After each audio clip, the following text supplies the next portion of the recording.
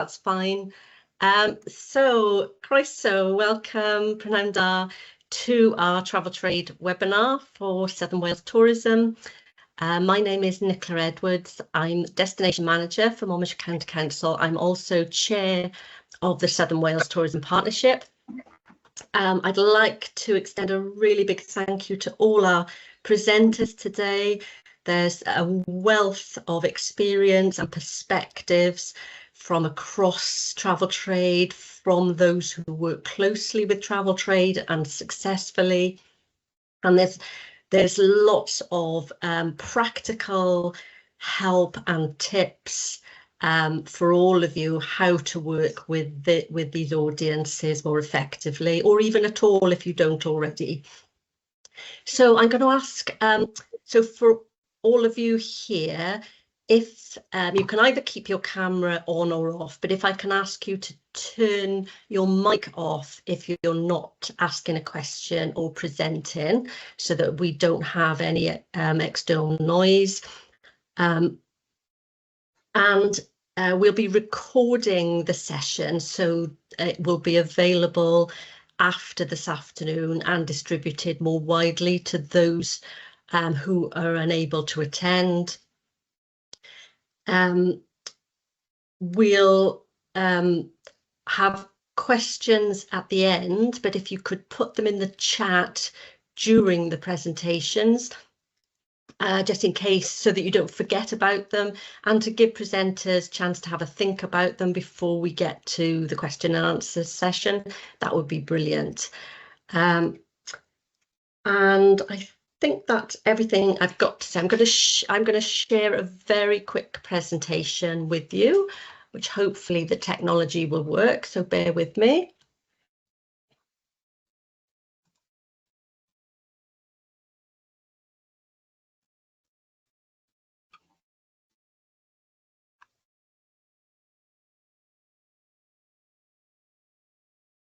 So can you see my screen? Yes. Good. Yeah. Brilliant, thank you. So this is me, Nicola Edwards. I'm the chair of the Southern Wales Tourism Partnership. And I'm going to do a very quick double act with Kim, who is our very experienced coordinator for the partnership. So a little bit about who Southern Wales Tourism are. Basically, we're the South East Wales local authorities working across the Cardiff capital region. As I said previously, I'm the chair of the partnership at this current moment. I'm going to introduce you to our partners. So your local authority contact.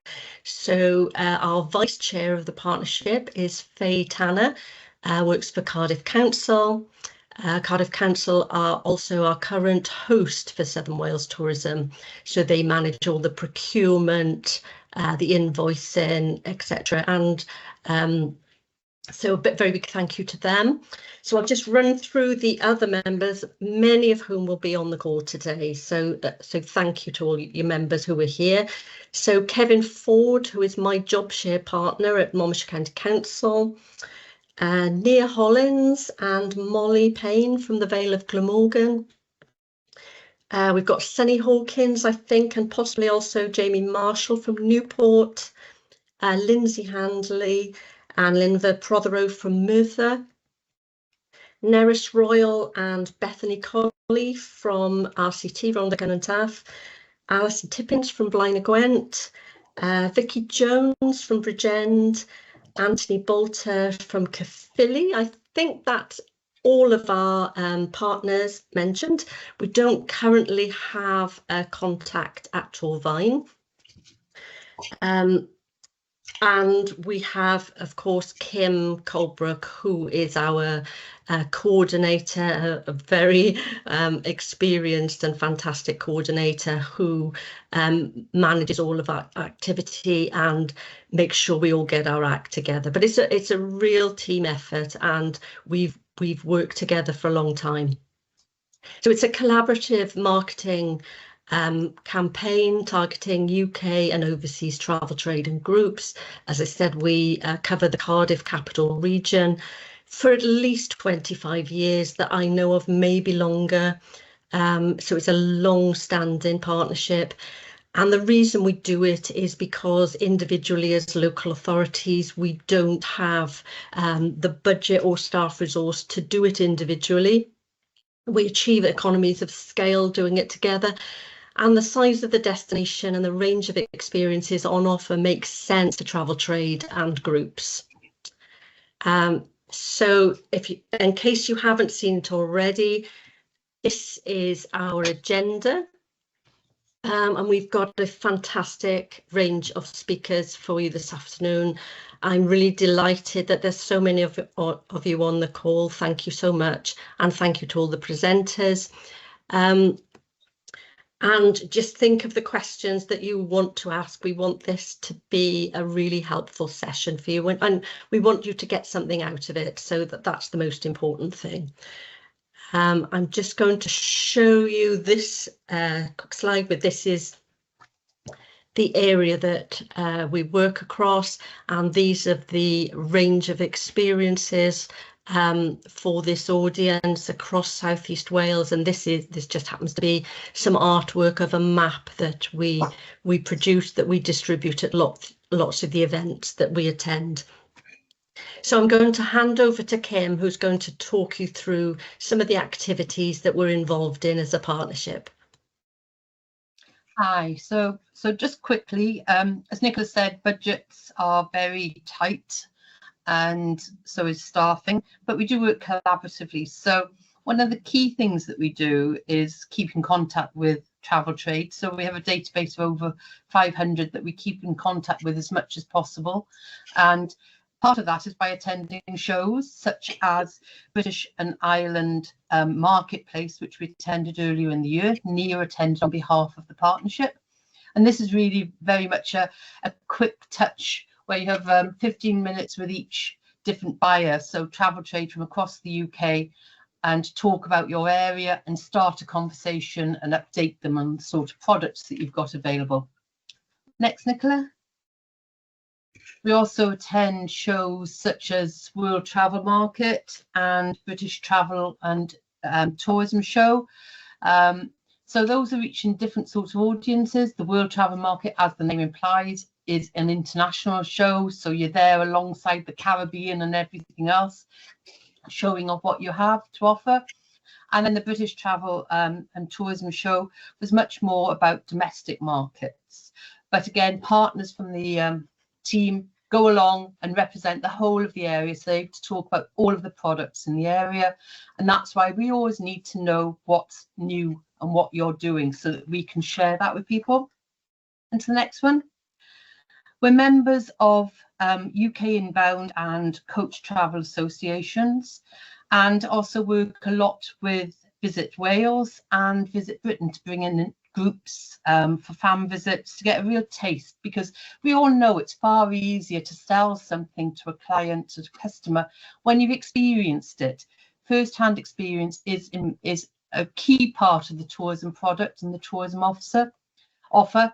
So here we've got some examples of fan visits that have been with those sort of groups going around Southern Wales, Caerleon, we're on the Heritage Park, St Fagans. Next one.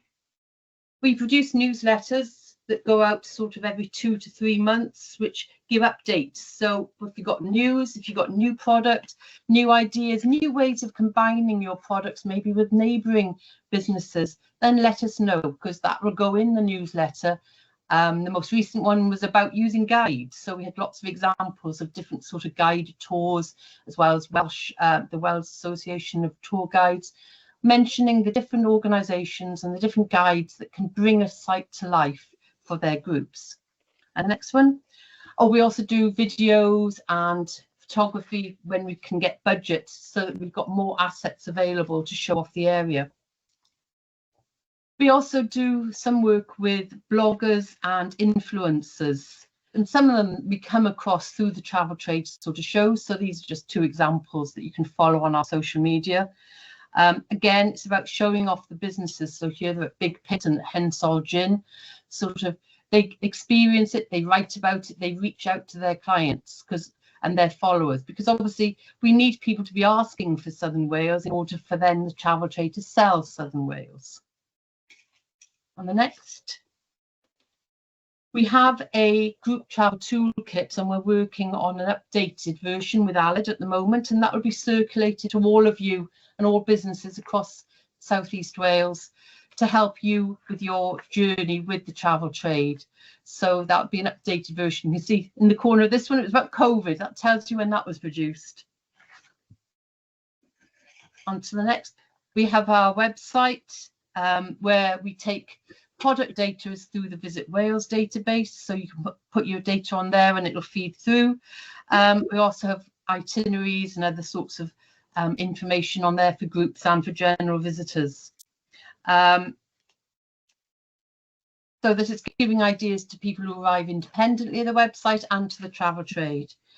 And really, this whole webinar is about how do we work together? How do we show off that we're much richer than the sum of our parts, because we've got such a wonderful range of product in the region. So let's show it off to the travel trade and get them selling us across the world. Okay, hope you enjoy the seminar and the webinar. And now it's going to be over to Aled, who's going to tell us the nitty-gritty of travel trade. Round Pau, good afternoon. I will share my screen. Can you all see a toucan? Yeah. Yes. Yeah? Okay, great. Okay. So I've got 15 minutes to actually get 32 slides in. So 30 seconds ish a slide. What I'm going to do, I'm going to go through to give you an idea effectively of the way we work and how that you can partner with the trade.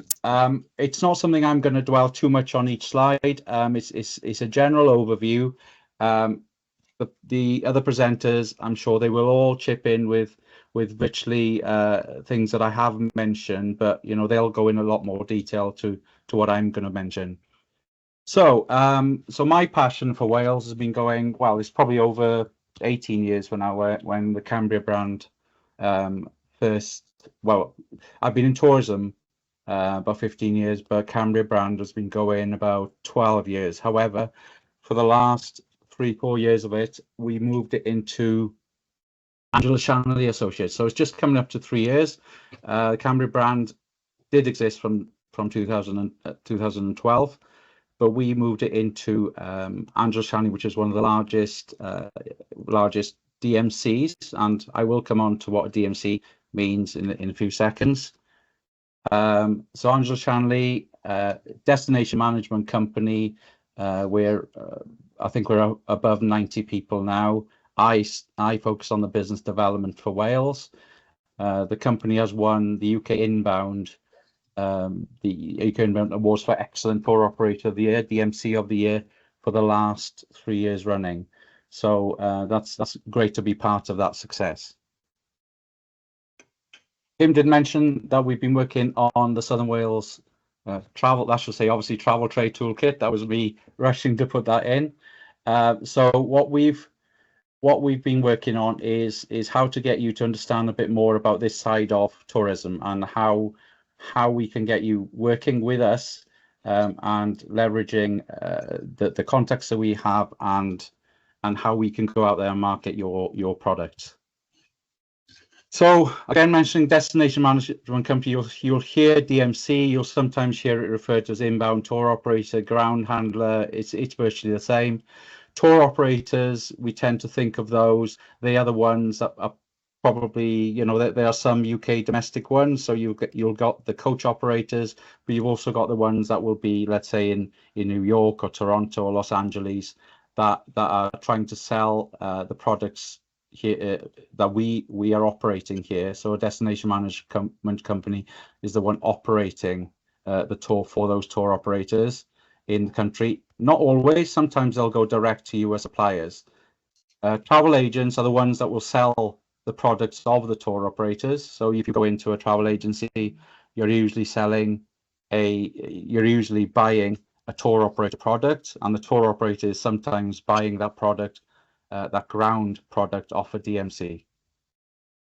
OTAs is the bane of our existence as DMCs, but we've got to accept that they exist. It is there for some people. It's a lot easier to use them. For some people, going on the FIT side, the individual traveler, they will use that a lot. Business events, I will mention business event MICE, so meetings, incentives, conferences and exhibitions. So events, that side of things is we've got to consider that you don't have to be the massive conference hotel, although they do very well. You can be a small B&B that can benefit off that. Attractions, activity providers can benefit from that. So I'm gonna focus more towards the DMC, and today just mention Kim there, and was mentioning things about, and the ladies were mentioning about destination management organizations. So you've got to consider those, and not to confuse a DMC with a DMO. A DMO is the Visit Wales of this world, the Southern Wales tourism of this world. So not to confuse those. So we, as a DMC, we're an intermediary. So we are between the end customer, let's say, and the tour operator. So what you've got to consider, and the stats do say, and it is a positive stat, when you're thinking of international travelers, more people book via a tour operator than they do via the OTA channels. So what we're trying to get across here is that if you're looking for international business, it's beneficial for you to think of this channel to market. So I did mention DMC, that's what we do, and what we do is target international tour operators. This was a familiarization trip that we had there, coming over from the US. So sometimes we partner with tour operators, and we partner with Visit Wales. Sometimes we partner with Visit Britain to run familiarization trips and bring them to see your products. It was mentioned in the introduction how DMOs promote themselves. We very similarly as DMCs, we go to these events and we spend the thousands of pounds marketing your products. We include you in itineraries, and it's often important to understand that maybe it's not in your budget to go to these events, but if you let us know what you have, what you do, what experience the end customer can receive, we will go out there and promote you. Don't expect always for us to come after you. You have to come and tell us what you have. So how DMCs, how we again, how we market, probably tens of thousands of pounds spent in just that screen. And we're very successful in that way. Angela Shanley Associates last year dealt with around 100,000 people coming into the UK, just under. They do some work in Europe as well, but a very successful company has been going over 45 years. But we can leverage that in Wales as well, so we can go after those clients. The team that I have working with Cambria at ASA, we focus purely on Wales. Our full team is based on Wales, and a lot of these international tour operators will see that is beneficial for them to have somebody here on the ground that understands the product and knows the product, has experienced the product themselves. So these are some of the partners overseas that we work with. Mentioning targeting these international tour operators, it is a two-way relationship. You know, I keep on saying, give us some love and we'll give you some love back. So what we have to, we think we should be hearing from you about your product, and that way we can get that out to market. This is what we're asked for by international tour operators. So we're asked anything from very large group tours to very specific, maybe ancestry tours or high-end tours, choir tour performances, agricultural tours, golf itineraries. It varies. It's a very broad range of services that we are asked to put together. How we nurture our relationships. It sounds glamorous jumping on a plane going to Toronto, but when you're in and out of meetings, and you're only there for a couple of nights, this is what we do. We go over there, we may sit in their conference room, and we may train their staff. We'll do that online, probably more these days, but we will go out there and we will tell them about your product. We will put your product on our presentation, but we just need to know about this product that you have. What we're looking for, we're looking for trade rates. We're looking for something, if you are working with OTAs, or whether you're a accommodation provider working with booking.com, or you're an activity attraction working with Get Your Guide, what we're looking for, we're not going to be cheeky and ask for any more. What we're looking for is something, a similar kind of percentage off rate that you would normally get from them.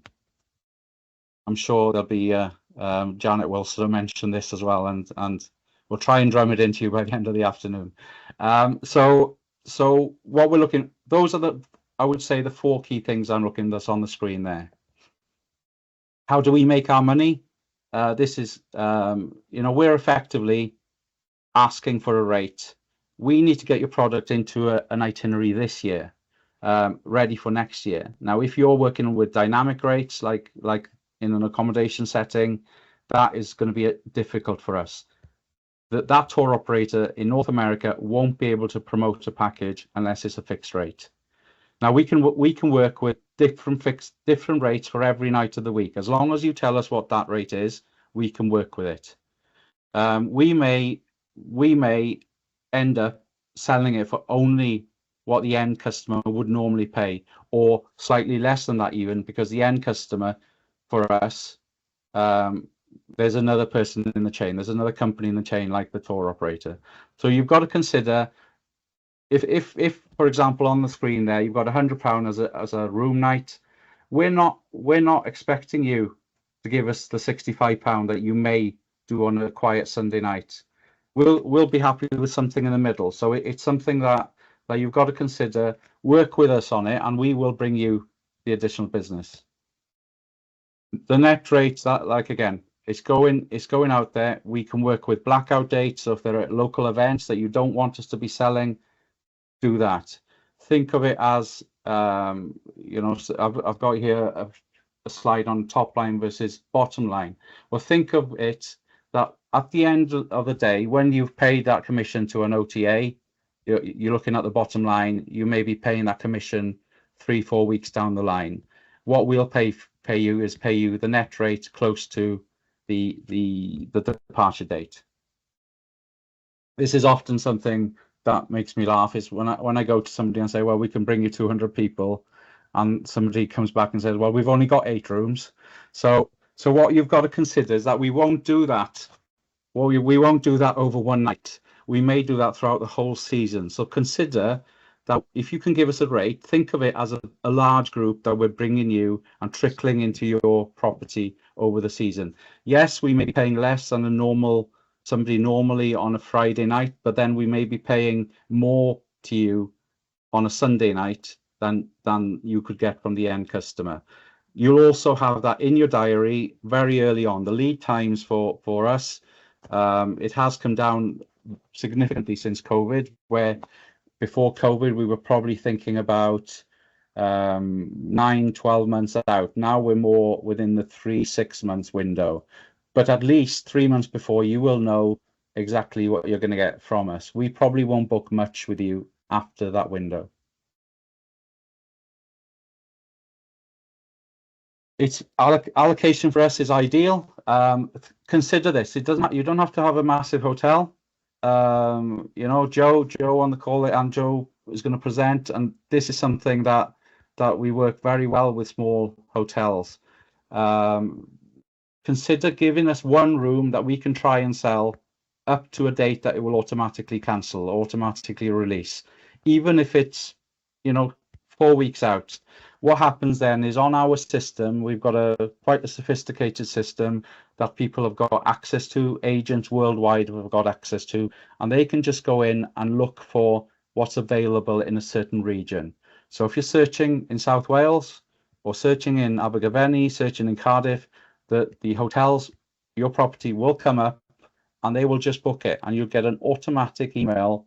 It could be overnight. We could be in our beds on the west coast of America is deciding to book something. That end customer may be looking for something urgently. So we're thinking that here that if you can offer even 1-2 rooms that will automatically release, that is excellent for everybody, and you will receive extra business because of that. I'm mentioning business events in here because we do, you don't have to. Yes, we've got the wonderful ICC venue Cymru. You don't have to be a massive venue. So if you've got a hotel that you feel, or you've got some meeting space, or you've even got a garden that you think would be nice for an event, why not approach us and say, we've got this, and possibly this could be something that would be of interest. If you've got something special, if you've got something behind the scenes that you can offer, that's something as well. Creating seamless and forgettable experiences. So again, it's just making sure that we work together. So we've got the package, and you are key for that package that we're offering. And one element of that package falls down, the end customer experience can be a bit of a disaster, and our tour operator partnership overseas could be, and it could affect that. So what we're asking is that people, if you're thinking that you can offer something that will make the end client enjoy, well, that would be perfect. And on the screen there, we've got more about the business event that obviously is up in North Wales in Wrexham. We've got to just jump on those positive things about Wales while we can, and even we're seeing people coming into South Wales just because of the Wrexham link. Incentive tours, like I said, if you've got even a piece of land that you can put a camp on, if you've got something that activity providers, be part of that package. Work with your local, Kim did mention there, work with your local partners and see if you can come up with some local ideas. We've got to be also quite careful, we've got to be sure that we're not competing. There are, I don't like to say this often, but we're not as polished as Scotland and Ireland with tourism, and that's part of the charm sometimes. But what we have to consider as well is that we can compete very well with those destinations. And if somebody's looking to come to the UK and Scotland's full, prices are so high, why can't we bring them to Wales? And a lot of tour operators we're working with now are they're calling it a switch sell. So they're selling it, they're selling another destination when one destination is not favorable. Familiarization visits I mentioned, again, get involved with those, get involved with your DMO as much as you can. Keep an eye out for emails for us requesting, not always complimentary, but sometimes we too, if there's small numbers, we'll ask an activity provider or an attraction to offer complimentary tickets. That's great, or even heavily discounted. If you can cover your costs just to get the people through your gate or through your door, we would be very thankful, and we would definitely be telling you that this is something you should definitely look at. Collaboration, like I said, we're there to tell you, but we need it to be a two-way relationship. You come to us and tell us what you have, and we will do our best to get you out there for the market. And who knows, they may even come to you direct. It's not always that we're looking, and they may even, when we're selling Wales and when I'm going to Toronto to an office, possibly I don't even work with that they may end up going to Janet, let's say. And for me, if Wales wins, we all win. And obviously I've got to say this because I had a chat with Kim the other day. If Southern Wales wins, we all win. Working outside the box, I put this in. Think about, we're very close to places like in Wales, but in the south, we're very close to places like Bristol and Bath. Let's think how we can tap into that, you know, people coming there, even if it's just for a day visit to start with, and the feedback goes back to the tour operator that it was a positive day in Wales, and they want to come back and they want to extend their tour next time. So they're the key points. You know, you will get a lot of this through the well, you'll get all of this and more. It's something that I don't envy Kim in trying to bring 22 pages of words down and putting it into a document. So I'm glad I've just done the words.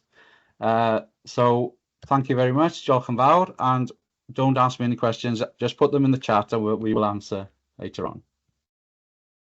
Thank you very much, Aled. That was really interesting. I've been working with travel trade a long time, but I've learned a lot there as well. So thank you very much. I'd now like to introduce you to Claire Dwight from Visit Wales. Good afternoon, everybody. I'm just going to share my screen. So hopefully that's come up now. Can somebody give me a... Yep. Yeah, great. That's always good news. That's great.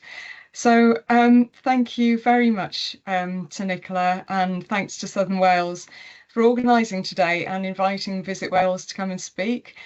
We work really closely with Nicola, Kim and colleagues, and they really are the most travel trade proactive regional organisation working on behalf of destinations and businesses. So it's a really great collaboration, and it's fantastic to see so many on the call that we are already working with, but also many that we're maybe not already working with that we'd love to work with in future. So I'm Claire Dwight. I oversee Visit Wales's work with the travel trade and other intermediaries to grow the range and sales of Wales holidays, reaching UK and international visitors through tour operators, as Aled has really well outlined, is a great opportunity for your business, and successful destinations are really built on a strong base of travel trade business.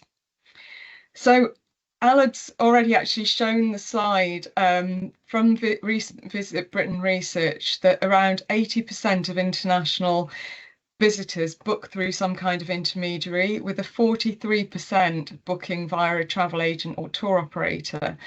And although OTAs, online travel agents, are part of the travel trade, our efforts are really more focused on tour operators and DMCs, bringing visitors who otherwise typically couldn't be reached without them.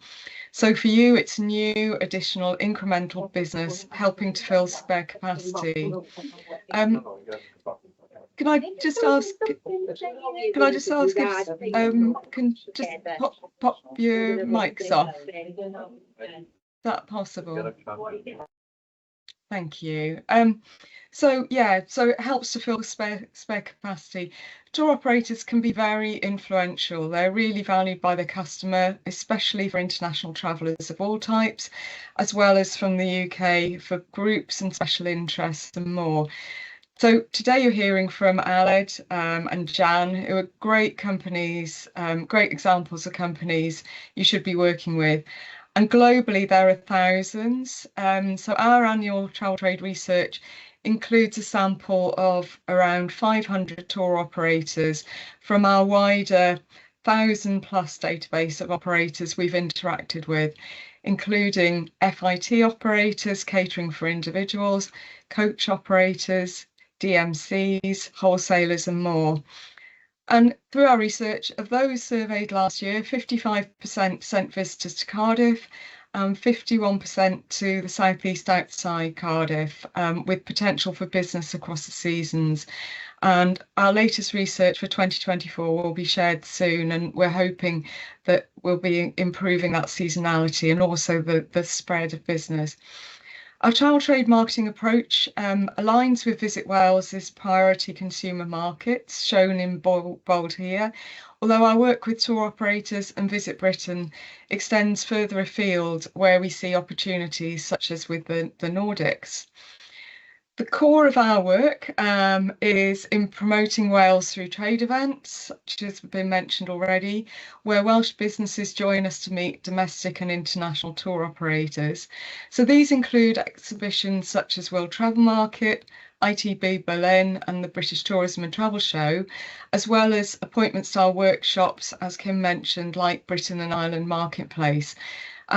We often deliver Wales destination presentations to tour operators, for example, sales presentations to North America travel advisors. We also host familiarisation visits, often those are with Visit Britain, such as for the Nordics and French earlier this year, and the US operators, which Aled mentioned, where they delivered the fan visit on behalf of Visit Britain in January last year. And we include networking opportunities where we can for businesses active with the travel trade to meet with them. We work with trade associations such as UK Inbound to showcase Wales, such as through Discover Wales, which we hosted in conjunction with Southern Wales in late 2023. So this packed slide shows our face-to-face programme as it stands. More activity to be added as we develop the year's programme, and we share opportunities through our industry newsletters or by email to those that have indicated an interest in travel trade. So those events that are shown here in bold, you can participate in them, and details to follow on most. But currently, Visit Britain's Destination Britain North America is on sale. We're offering a subsidy of 50% for first-timers and 40% for those returning. And as well as thinking of joining us, remember we're meeting operators at each of these events, pitching the latest products and updates and driving traffic to relevant content on our dedicated Travel Trade Wales website. So if you join us and others from Wales, it's a great chance to develop relationships directly with like-minded Welsh businesses and the travel trade, and you should commit to several years to allow that to build and time for the business, the trust to build and the time for the business to generate. And as you'll hear from others, it's well worth it. Digital channels are increasingly important, so if you're eligible, take up a free product listing on our travel trade website and send us product news through product news at gov.wales. For our quarterly newsletters, we do different versions for different parts of the world and destination webinars, or post on social media and use our hashtags. And remember that operators are working years in advance and are already, in some cases, planning for 2027 and beyond. So think ahead to news that you might be able to tell us just snippets of now. It's an old-fashioned perception, I think, as Aled has alluded to in what he's been talking about, that travel trade means coach loads of 52 people. The new emerging trends that we're seeing, along with the individual FIT travel that's always been there, is that group sizes are reducing and they are looking for something more individual and customised, and often very high-end requests as well. Food and drink experiences are important, as well as being able to do something for an operator that's really exclusive.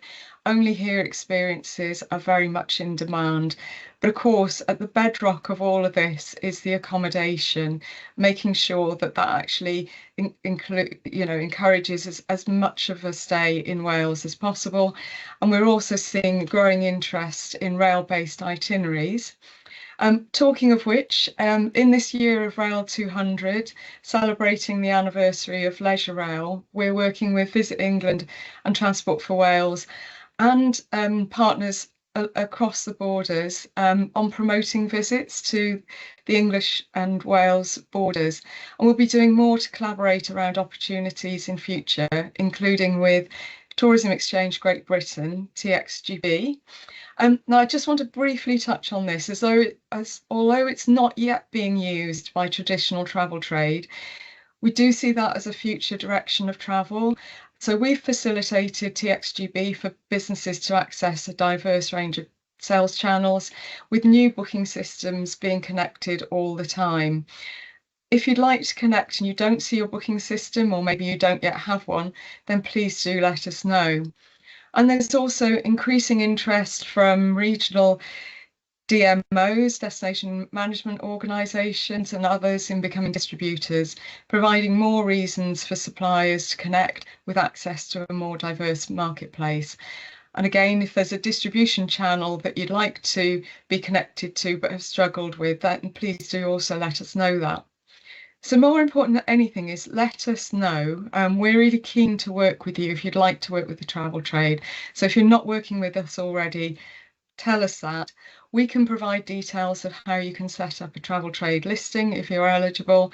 And we know that, you know, Wales-based operators like Aled, Jan and others, they really do want to work with you. So let them know of your interest and keep in touch with them. Working with us, we can include your product news on our website news pages, in e-newsletters, product updates, presentation slides, and we share social posts to develop fam trip itineraries featuring businesses keen to work with the travel trade, as well as a host of opportunities to participate in events. It's a great, positive and proactive community to be a part of, and many benefit from being a part of an association like UK Inbound, as Kim mentioned, Southern Wales are. Everything we're doing this year is under the Croeso 25 theme, celebrating only in Wales experiences. And this logo is available for all to use. You can download it easily and use it on your own material. So we'll follow up to show you how you can do that. And I just wanted to finally cover a couple of resources to highlight. Our new industry website, which has got tips and information, including sections on working with the travel trade and also working with other audiences, including the mice market, as Alid mentioned, which is actually covered by another team within the Welsh Government, within Event Wales. On there, we also have a very handy jargon buster. I know we're already mentioning all sorts of acronyms. We love an acronym in the travel trade. So that's all there for you. And we also hope to run some travel trade training this year. So finally, we'd encourage you to sign up for our e-newsletters, follow us on social to get regular updates.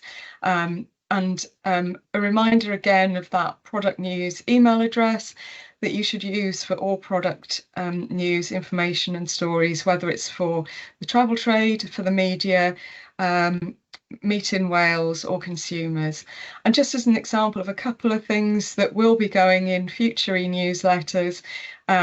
So one is the Road Haulage Association. They're hosting a National Coach Week in May and encouraging businesses and organisations to use the hashtag National Coach Week, and also ongoing information about Visit Britain's global campaign over the next 2 years using the hashtag Starring Great Britain. So diolch yn fawr iawn. We're looking forward to working with many more of you in future. Thank you. Fantastic. Thank you very much, Claire. Lots of really helpful, useful information there. Thank you again. I'd now like to introduce you to Janet Redler from Janet Redler Travel and Tourism. Good afternoon, Pnawn da I bawb. Thank you very much for this opportunity, Nicola. Can you see the slides? Not yet. Kevin? We can now. Brilliant. Thank you, Kevin. And welcome, Janet. In case I ramble on too much. Anyway, I'll give you a good insight to DMC.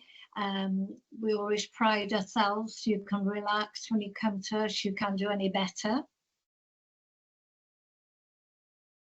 Thank you, Kim. Anyway, my name is Janet Redler. I was born in Blaenau-Ffestiniog and I'm a Welsh speaker, and my son joined the team about 5-6 years ago.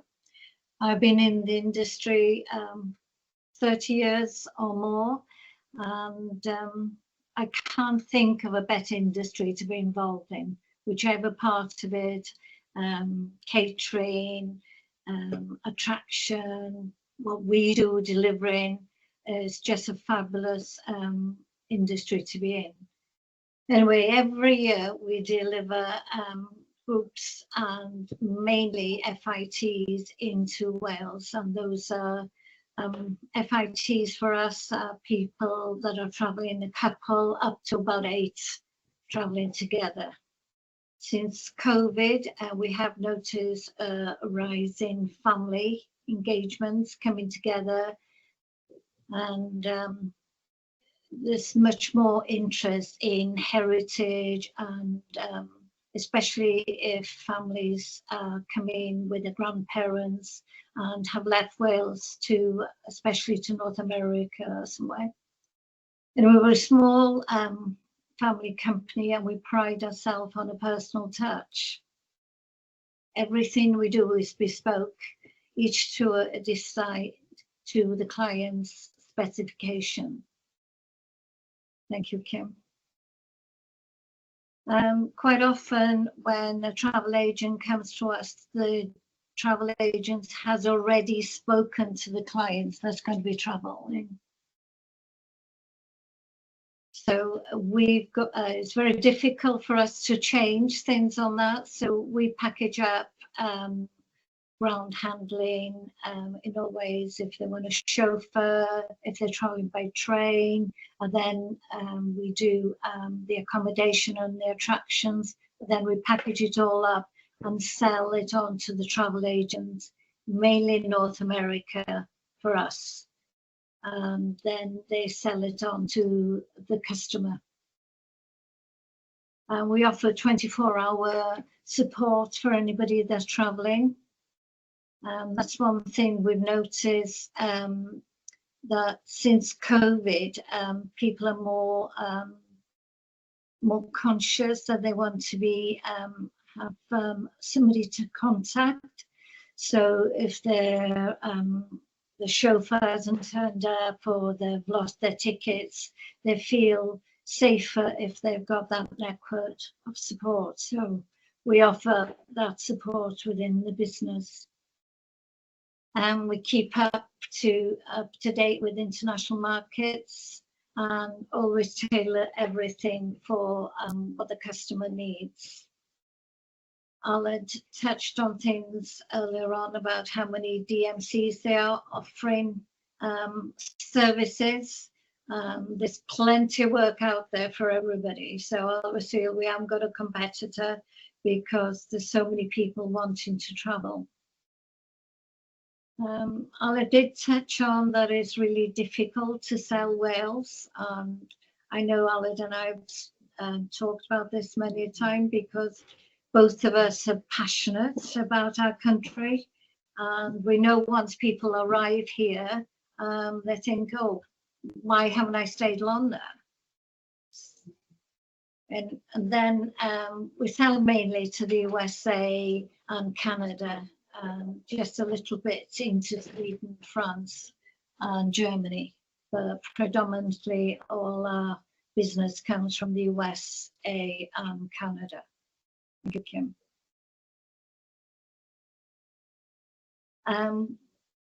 Commissionable. When we go out to a hotel, we don't buy up rooms because everything we do is quite bespoke, and we like to fit the hotel round the customer. So usually when I'm building an itinerary for people, if they want to travel into Wales and they say they're interested in steam trains or they're interested in castles, I would always go out and, according to their budget, choose the accommodation first, because the accommodation is always one of the most important things to the traveller. They want to feel comfortable. They want a little bit better than what they've got at home. And so we always go and source the accommodation before we start building the itinerary round to deliver to the customer.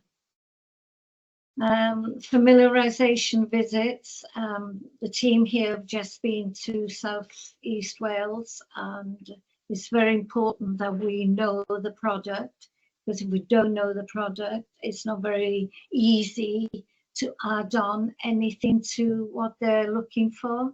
And we had absolutely brilliant experiences in South East Wales. I hadn't been to White Castle Vineyard for a very long time, and you forget the enthusiasm that these people have got. So it's easier to sell a product when you know your clients are going to have that enthusiasm when they get there about the product, and getting to know why they're in the industry to begin with.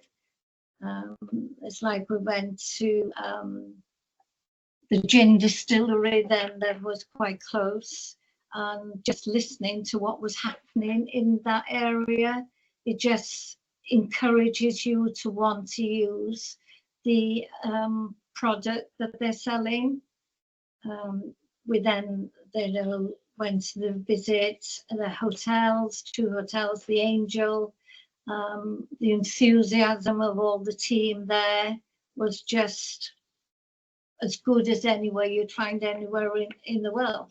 And that comes because the management encourages the team to be enthusiastic about the hotel they're selling. And it's always very important as well to have high quality photography, because sometimes we need to pass them on to travel agents, especially if they're selling a tour, if they package up a tour. Photography sells. It's very important to have good photography. You can follow us on social media, what we do. You know, when we've been to South East Wales, we push South East Wales for the next couple of weeks, because we appreciate what was given to us, and our travel agents then will pick up on it. Because of the time difference to North America, we usually have to delay when we do our social media, so we put it on a timer or whatever. But you know, social media is so important, Instagram and Facebook. We get a lot of referrals through Facebook since COVID, through a travel agent link in the States. That's, you know, so social media pays for everybody. Thank you, Kim. Anyway, we'll take questions at the end. I'm sorry I wasn't as slick as Alan. Thank you, Jan. That was fantastic. And lovely to hear that you had such a positive experience when you visited the region recently. So thank you very much for that. I'd like to introduce Joe Nugent from the fabulous Angel Hotel and Restaurant in Abergavenny next. Thanks, Nicola. Good afternoon, everybody. Just bear with me a second. Just get this screen sharing. Right, just uploading. Here we go.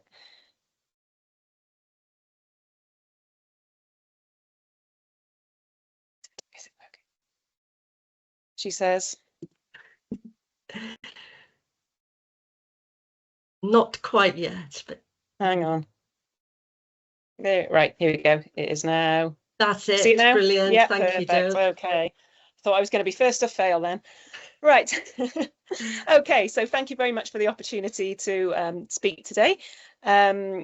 So we are the Angel Hotel in Abergavenny. So I'll start by just giving you a brief introduction to us and our family of businesses, and then I'll just talk to you about kind of how we work with the travel trade now compared to a few years ago.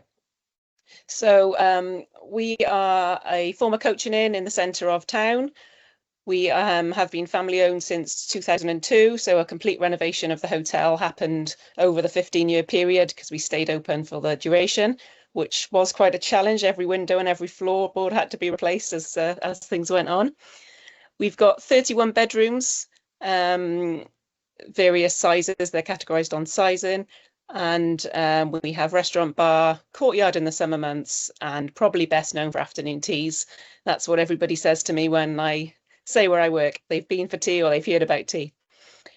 What also helps with any groups, we have 3 private dining spaces, and we've recently become a member of Pride of Britain Hotels, which, if you haven't heard of it, is a collection of around 50 luxury independently owned properties in the UK. So the family of businesses is called House of Caradog. So there's the Angel and a further 5 businesses. So we also have the Abergavenny Hotel, which is just a few minutes walk down the street. They've got a further 20 bedrooms and a great bar. We've got 7 cottages, some across the street from the Angel, some out by the Walnut Tree Restaurant, which is the 3rd of the businesses that has a Michelin star. And then we've got a bakery next door, which is fantastic for all our sourdough and pastries for breakfast, and the art shop and chapel. So art shop sells artwork and artistic materials, and the chapel, you can see a picture there. It's kind of a cafe downstairs, sells ceramics and jewellery. And then upstairs, they've got a great exhibition space where they have lots of well-known musicians that will come, and poets, politicians, journalists, and they'll run events there.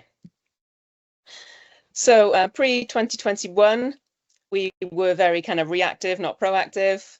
We would wait for bookings to come through the door, so business was growing, but not at the, we weren't proactively going out and targeting travel trade. So the international market made up a very small percentage of our business. We had a few ad hoc groups that would come annually, such as Martin Randall Travel, and we had been told that we should go to sort of certain Visit Wales events, Visit Britain events, and have a presence there. But I don't know about you guys at the time. To us, it seemed like, oh, that seems like a lot of money. I don't know if it's going to be worth it. Will we see results?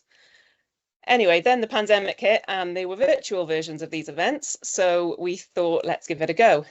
And pretty much straight away, we had some nice kind of FIT business come through from companies such as Bureau Scambrit and Celebrated Experiences, who we'd met. So that was kind of less of a lead time, and we do work on allocation with Bureau Scambrit in particular. And also I met Paula Ellis, who was at the retreats group at the time in Pembrokeshire, and she came to a Visit Wales forum and told us how wonderful her experience had been and how they'd grown their international business over in St David's, just purely through attending these one-to-one meetings. So now it's a no-brainer for us now. We go to BIM each year in London in January. They were talking about fam trips earlier, and we've hosted one of those as well on the sort of tail end of BIM. And that was just, you can't beat that when they're actually there. So I met people on the one day in London, had a 10-minute kind of presentation like this about the hotel, and then you kind of moved on to the next person, and that's great. But for them to actually come to the hotel and have dinner with me and have a tour of the hotel and meet the people and hear the stories and see the place, it's just such a much easier flowing conversation. We also attended a workshop in Paris in February, and we attend now ITB in Berlin, which is in March each year. And again, the kind of costs were scary at first, but actually the first ITB we met a German travel agent who's booked kind of four-night groups this year and next year. So when you look at it like that, that one conversation was worth the outlay. Yeah, so next slide. So what works for us as a small hotel with the FIT market, so the independent travellers, absolutely would recommend holding rooms if you can on allocation. The 3 companies we do that with, one being Angela Shanley, they're very happy with 3-4 week release dates.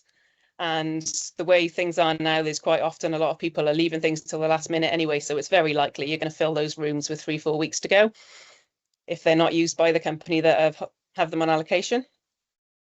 We offer personalised welcome trays with handwritten notes and try and use the guests' language where possible.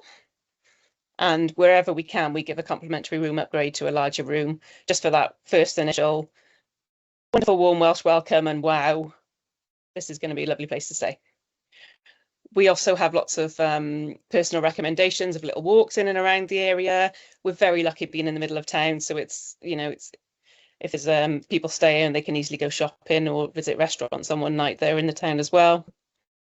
Regarding group travel, this is always a lot kind of longer lead, so regular communication from the word go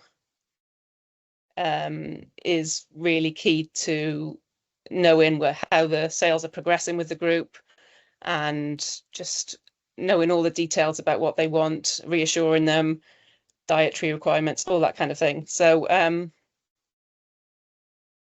I would recommend, with groups, ours tend to be about 15 to 20 rooms, but being flexible with the dining options. We know what works best, and we'd love it if everyone ate the same thing and had a private room.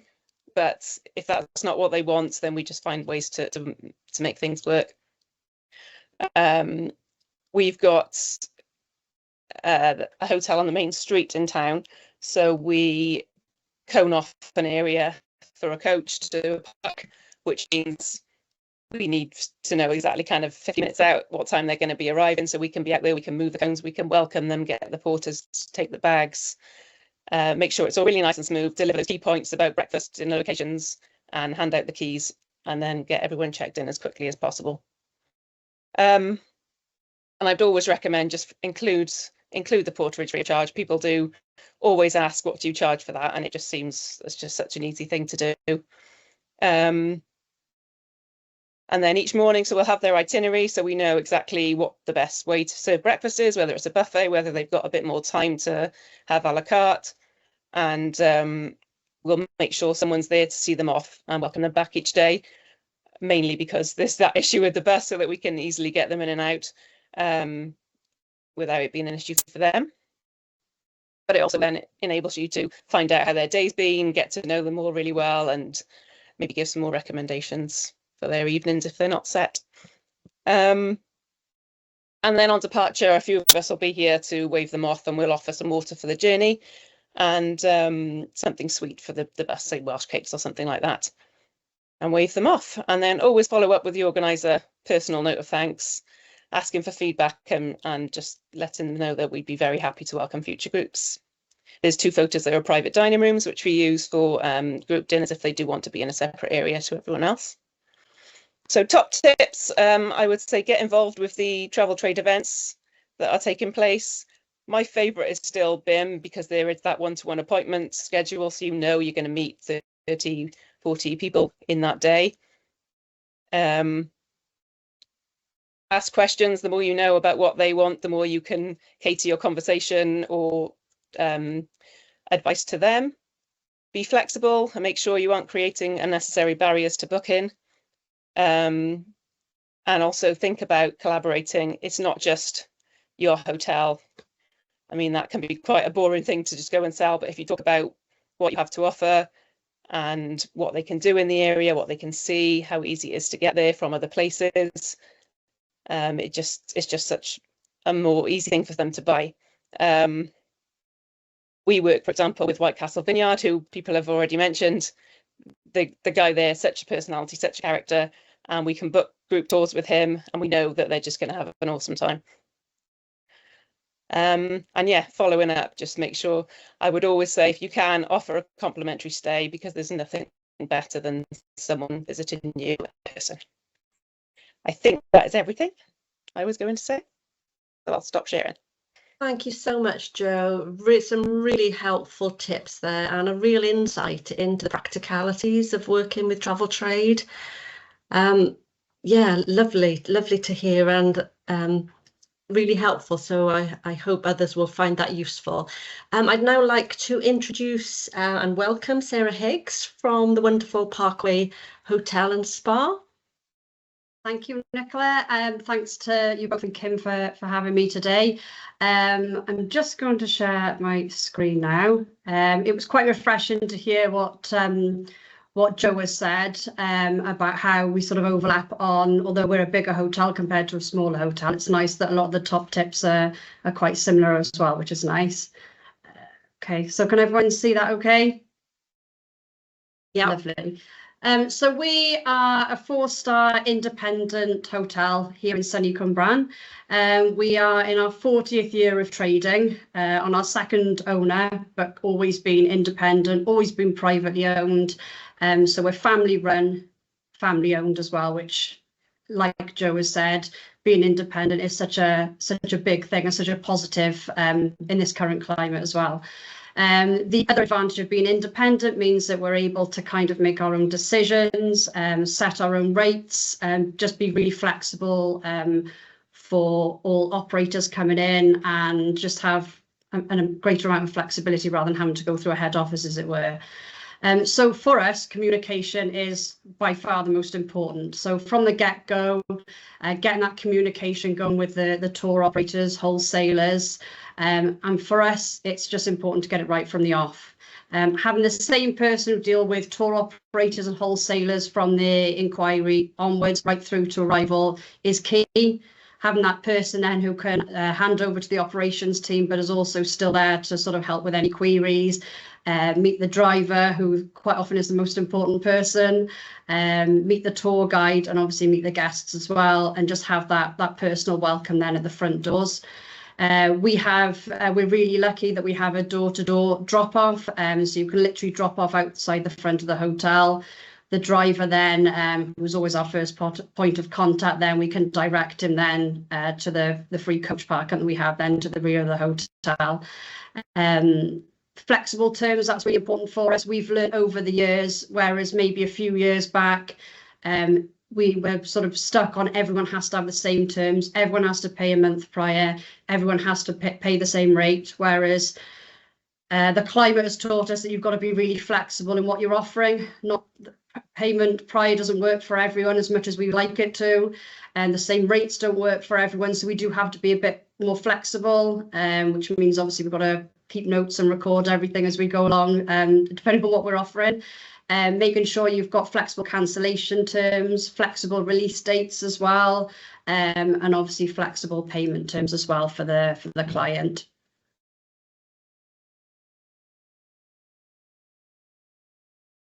So working with suppliers. So we've worked with a variety of suppliers over the years, from private groups, coach tours, wholesalers.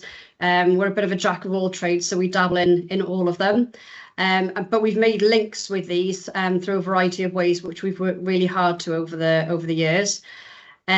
We've exhibited at the British Tourism and Travel Show in Birmingham with Visit Wales for a number of years. We didn't this year, but did go up and attend and show our support. But we have done on quite a number of years. And for us, by far, that has been our most successful with tour operators. We've had a pod where we've had people drop in, or we've had appointments pre-made, and both have worked really well. Even if we haven't had appointments, we've used the guide that we get on arrival. We've used that to touch base with people we might not have had a chance to meet and sort of make links there as well. We also attend the South East Wales Tourism Forum with Visit Wales, and their quarterly meetings, and they have various events. They are brilliant to attend if anyone who doesn't attend. I know there are a few people on here who do attend, and they really are worthwhile going. For us, it's important because we don't have a tourism officer here in Torfaen, as we kind of have to shout maybe a bit louder sometimes, so it is really worthwhile going to those meetings. We've worked with Southern Wales as well on their group buyer showcase. Back a few years ago, a number of years ago, they had like a speed dating style networking event in the museum in Cardiff. That was absolutely brilliant for us. They were pre-booked appointments. We actually met a wholesaler, Albatross, who we've worked with over a number of years, and that was kind of our success story from attending those events. So I can't stress, I know other people have said it, but I can't stress enough how important it is to get out and network at these events. You can have the most amazing product or the most amazing hotel and attraction, but if you're not out there shouting about it, they're just not going to come to you. And so our biggest success stories have been just getting out there and just telling people what we're about and who we are. And then rates. So I've touched before about being flexible on your rates. It's important to be aware of what strategy you're working on. A few years ago, our owners changed our strategy to be more rate-led, so unfortunately had to reduce our, this is coming out of COVID, had to reduce our number of tours that came to the hotel. However, we did sort of keep in touch with people, or we sort of didn't turn the tap off totally. We kind of kept conversations going, fortunately, because last year our MD wanted to go back to being occupancy-led, and set us a target last November of getting an additional 2,000 room nights in through groups for this year. So we like a challenge. So we got back in contact with people like Albatross, other groups we've worked with, contacts through BTTS that we've made, and kind of said, look, we're open again, we're open for business, we're open for tours. We're very much geared up for tours here, although we are sort of a big hotel in terms of having 80 bedrooms. I know Joe touched on it with private dining. No matter how much you push private dining, people don't want it. They always want the restaurant. So to the point where our restaurant is only open Thursday to Saturday evening. We now open our restaurant if a coach tour requires it. We've got a coach tour in at the moment that arrived on Monday for 4 nights. So our restaurant acts, I suppose, effectively as our private dining room, because we still close it off to the public. But people just like that, tables of 2, tables of 4. They don't want big, big group dining. So we contacted people, as I said, from BTTS, and as a result, we were able to secure 7 bowling tour groups for 2025, and we've contracted a lot more then for 2026. Our target was an additional 2,000 nights for this year, but we actually gained over 3,000, which is amazing. We were welcomed back to Albatross with open arms, and we're now, as a result, then in their brochure for next year. So as well as picking up ad hoc groups for this year, we've now contracted for next year, and a pretty chock-a-block, which is exciting. So another thing we've learned is to keep talking. So most operators, as you all know, work over a year in advance. So just keep the conversation going, even if you're just touching base, sending an email. I remember I got talking to someone at BTTS about, I can't remember, some television program. So we kind of bonded over that. So you're just checking in. Do you see the latest episode? By the way, how are bookings going? And it gives a nice little reminder then you can release any rooms. If you've suddenly got a block of rooms and they want to release by half, it's not a mad worry then a month before then that you've got to resell them. And also be prepared to send over menu options if they want sample menus. For us, we don't always know what menu we're going to have next year, but at least we can send sample menus to give people an idea then that we always offer a 3, 3 and 3 option. People just like to see what's on offer then. So getting the basics right. So for us, we have some standard offerings that we do as standard. I know, again, Joe, you touched upon this. Simple things like porterage, the number of times we're asked at events how much we charge for porterage, and to us that just seems crazy that anyone would charge for a basic like that. So we have standard offerings for all our groups. We do complimentary tea, coffee and biscuits on arrival, just what people want then when they've got off a long journey on a coach. Complimentary porterage inbound and outbound. We also have complimentary parking for the coach, and we also do a complimentary room for the driver or the tour guide, whichever the preference is.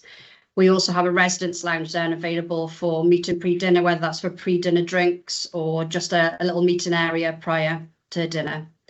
And then just a little top tip I put there, we always ask for an itinerary in advance. 9 times out of 10 we get it. I did have one operator once who refused to give me an itinerary because she thought I was being too nosy. But we do like the itinerary just because we like to feed that out internally to our staff. When people are having breakfast, they can chat about how they're going to the Mint or how they're going to a local vineyard.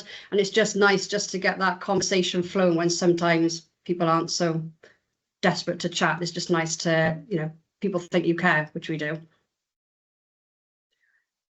So in a nutshell for us, communication is by far the most important thing. Keep that conversation going. Be flexible rates, flexible terms. Getting the basics right, and obvious, a standard, and giving that warm Welsh welcome. Thank you very much. Thank you, Sarah. That again was really helpful. And again, it shows how important just these nurturing of relationships is. It's about getting to know the different players in this market and what they need from you and keeping the communication going. So thank you again. That's great. I'd now like to welcome Steve Griffin from Griffin Guiding and Wales Official Tourist Guide Association. Hello, good afternoon. Could someone display my PowerPoint, please? Because I'm having a technical nightmare here. Yes, I think so. Here we are. Oh, super. Well, there I am. There I am. Welcome. In my office. That's where I spend most of my time, sat at the front of coach, telling people about Southern Wales and also directing the coach driver. But my work is very varied. I'll basically do what anyone will pay me for. I do walking tours. I do cycling tours sometimes for the Dutch market. I've got virtual tours online that people can download to their phone. And I've also, in the last couple of weeks, started doing live tours off my phone to America for a company that's fastly directed with Ancestry.com. So, yeah, it is always changing. Could I have the next slide, please? I am an official Wales Blue Badge guide, and you can have a Blue Badge guide for London, the middle of England, the West Country, but I'm just going to stick with Wales. That's enough for me. But I'm also a proud member of the Wales Official Tourist Guides Association. So there are lots of us, and there are people who are white badge guides, and they are just for an area, so like Tredegar we've just done, or Brecon, the town of Brecon. There's green badge guides that are qualified for South East Wales, South West Wales, or North Wales, and then we hope they go on to do the All Wales qualification for the Blue Badge. And we've got language speakers as well within our association, but they are very busy because we never have enough of them. So we've got this good family of guides, but my business is Griffin Guiding, but we all work together and work together, Wales Official Tourist Guides. Next slide, please. There we are.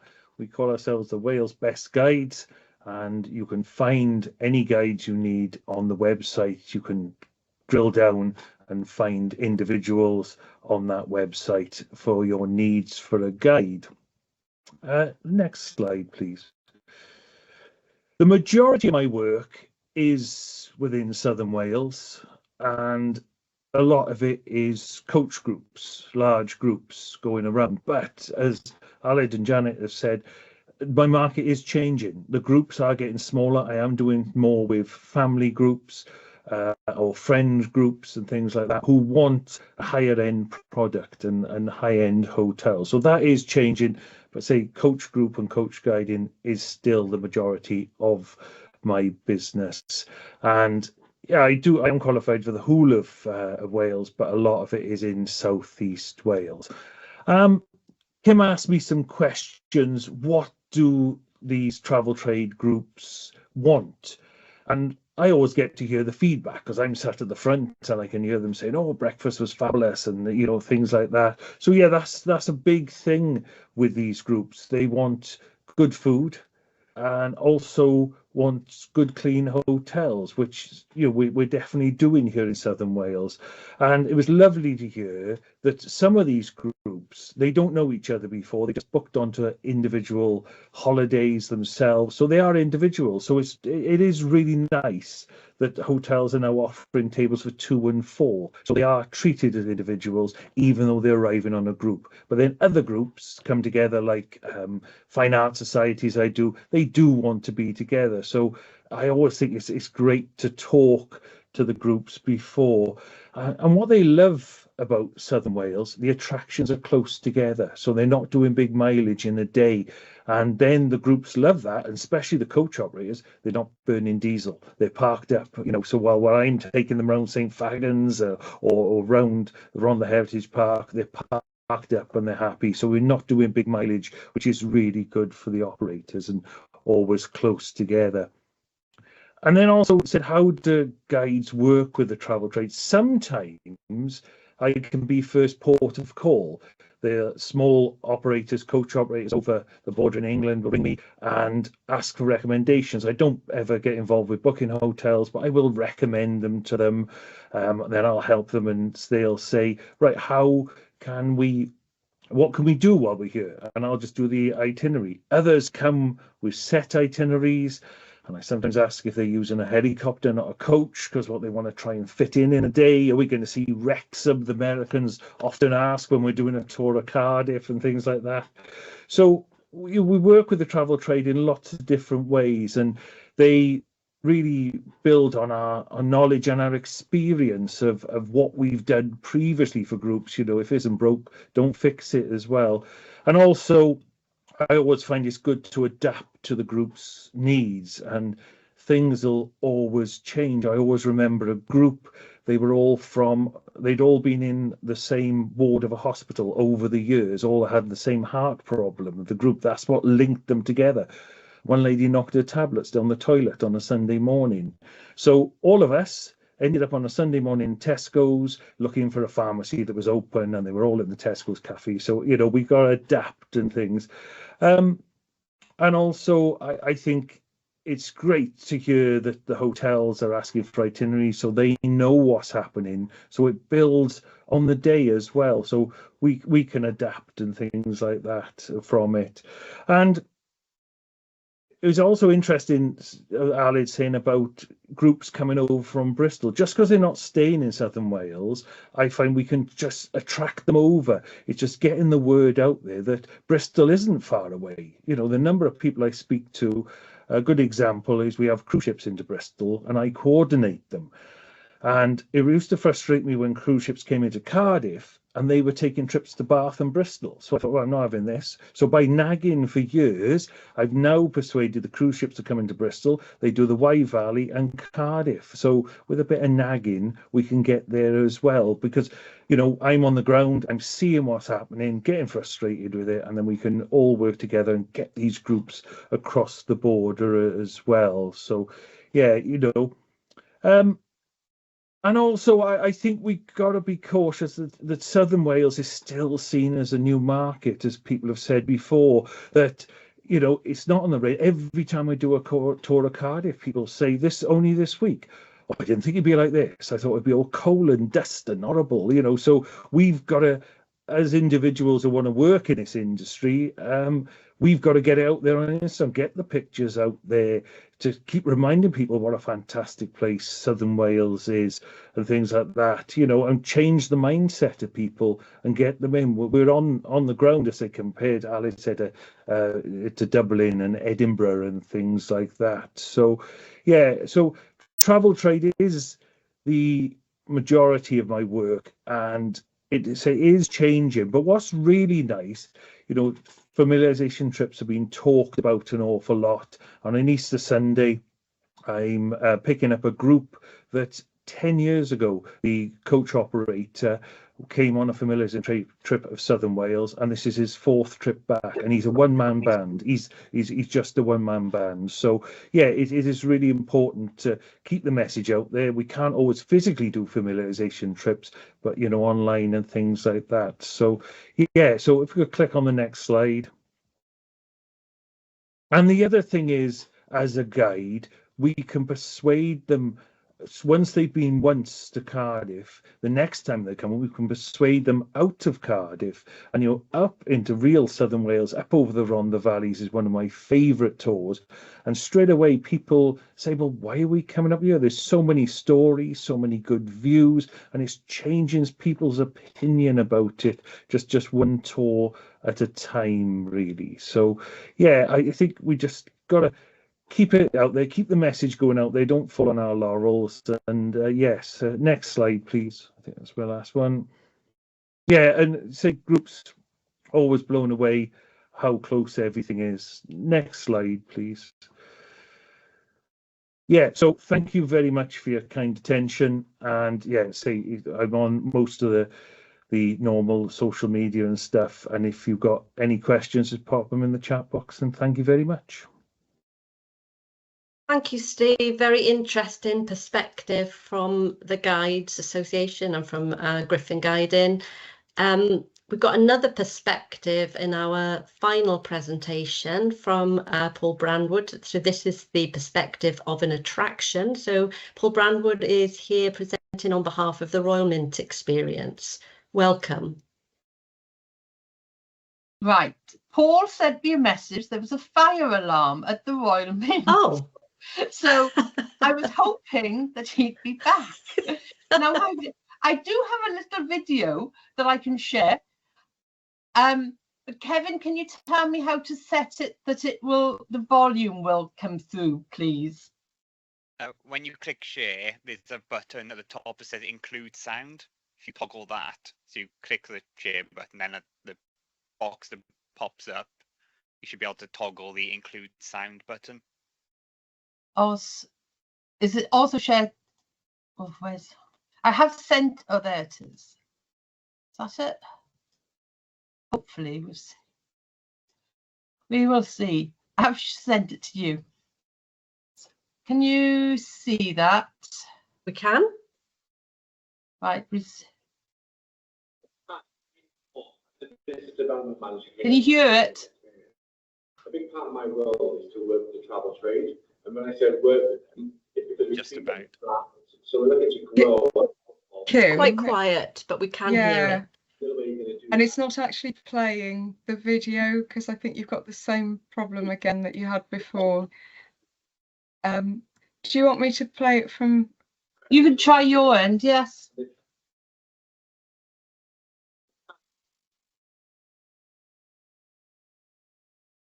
Sorry,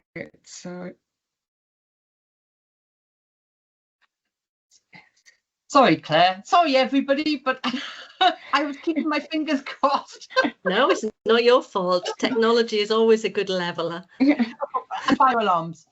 Yeah, fire alarms. right. Let's try this. Okay, so share with sound. Okay. So can you see that? Yep. Yes. Okay. Hi, I'm Paul. I'm the business development manager here at the Royal Mint Experience. A big part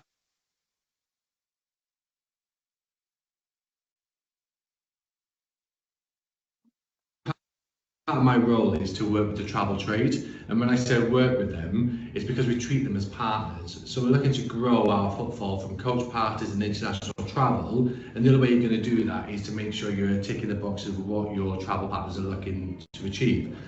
We also work very closely with Visit Wales. So Visit Wales have got a huge presence around the world, and they've helped us massively grow our market share from the US and Canada with their team out there in America.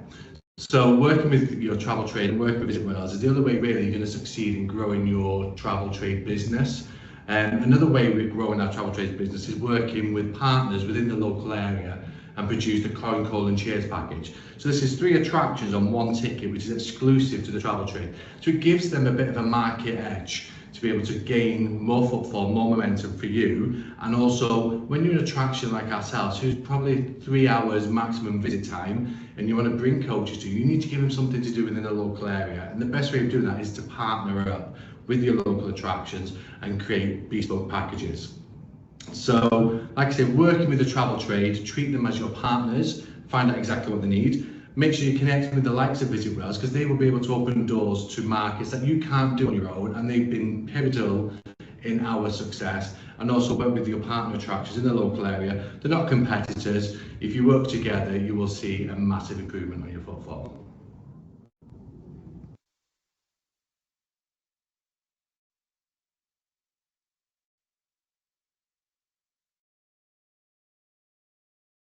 Thank you, Claire. I don't suppose Paul has joined us yet to see as he No, I was just going to give you, he sent me through some notes as well, sort of thing. So I was just going to, sorry, I'm just going Okay, back. thanks, Kim. So his 3 points that he was going to put in the toolkit are: don't be afraid to ask for feedback from group operators and organisers on what they are looking for and what you can do better. You can use this to market your groups as new or improved. Ensure your offerings and pricing is clear and benefits the organisers. Your prices are an advantage when booking a group. Packages with partner attractions where one call, email can book multiple tickets add value. And group exclusive options are key to drive visitors. lunch packages at preferential rates booked with the admission, group exclusive packages that are not available to general visitors, those added extras that make it special. For example, Royal Mint offer guided tour, guided exhibitions, strike your own coin and cream teas as exclusive to groups. So those are the sort of things that he would have said if he was you. Sorry. Thank you, Kim. So we don't have any more presenters, but we'd like to offer you the chance to ask us questions. There are none so far in the chat that I can see, but does anybody have any questions, or does anybody want to make any comments on what's been presented today? Or deathly quiet?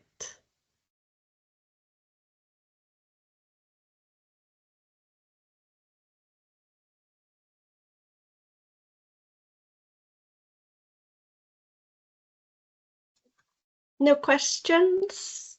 No. We hope you found it interesting and adding to your portfolio of ways of working in the sector. Sian has put a hand up. Yeah, I just wanted to say thank you so much. When I saw it was going to be 2 hours, I thought, oh my God, what are we going to talk about? But it's actually gone really quickly. All the presentations have been very interesting, very informative. I'm very lucky to work with quite a lot of you. I had a group from France last year who came for the rugby, and they asked me what they should do. They had a day off and they all wanted to go to Bath because they presumed there was nothing to do in Cardiff. And of course, when I picked them up on the Sunday, they just said, Cardiff is amazing. We have, there's so much more to do, and they all wanted to come back. I just wanted to share that I started doing my food tours in 2016.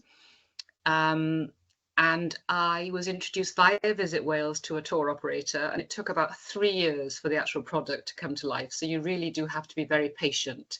And as far as the business is concerned, I had underestimated how long it takes to develop trust with different venues. So you have to kind of do it for the long term. And I'm very excited. When I started, I wanted to do Welsh cake workshops, because when students from Wales go to France on holiday, they go and make croissant in the bakery.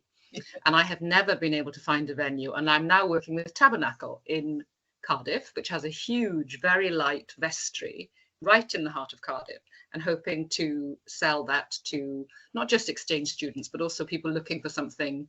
It's quite a basic venue, but it's very Welsh. It's the only place where you can make your own Welsh cakes. But yeah, thank you very much for today. That was brilliant. Thank you.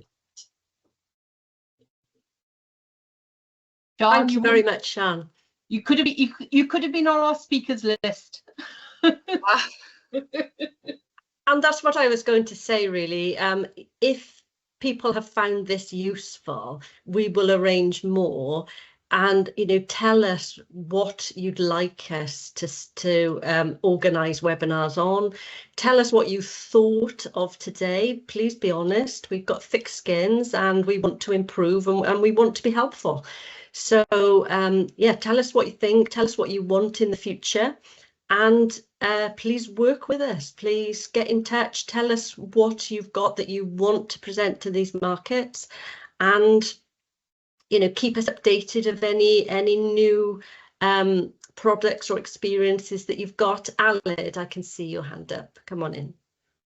Yeah, same from me as well. Same from us. We're here to help you. We're not here to sell us to you. We're here to help you get your product out there. So great if we can work with some of you, great if we can work with all of you. But any advice that you require, you've got my email address there. Just get in touch. I've been dealing with this kind of industry for the last, I met Claire very early on in this, and met Kim a few years ago, and it's like we're here to advise you and help you. So please reach out. And obviously I work with Sian very early on with Cambria as well. So it does take a long time, as Sian was saying. So yeah, please reach out. That's all I ask from today. Thank you, Aled. We'll be sharing the link to the recording with all those who attended alongside the slides. We'll also share the contact details for all the presenters and also for all the Southern Wales Tourism partners, so that you know who your local authority contact is. So we'll do that, and I hope you've enjoyed it, and please feel free to give us feedback. So and thank you very much for joining, for sharing this afternoon with us, and thank you again to all the presenters who were fantastic, and we had some real insights there, so thank you. Lovely to see you all. Take care. Paul just sent a note. We'll have you next time, Paul. Thank you.